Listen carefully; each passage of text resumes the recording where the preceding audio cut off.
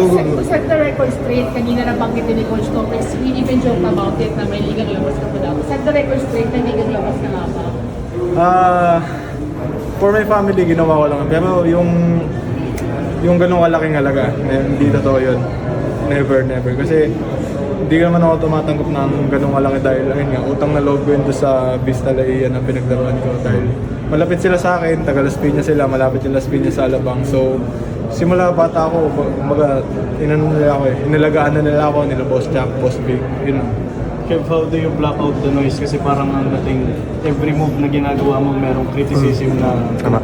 Ayun nga, hindi naman natin makakontrol kung ano yung mga masasabi nila, yung emotions nila sa akin. But ang kontrolado ko lang is kung ano yung pwede kong gawin.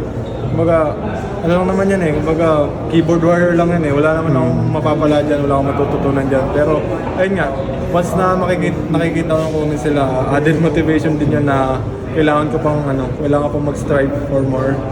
And then, ayun na, yung resulta na lang bahala na sa kanila. Ngayon, di ba paalam mo naman din yan? Lahat ng galaw ko pinapaalam ko sa management namin, kay Coach Topic, sa lahat ng coaching staff.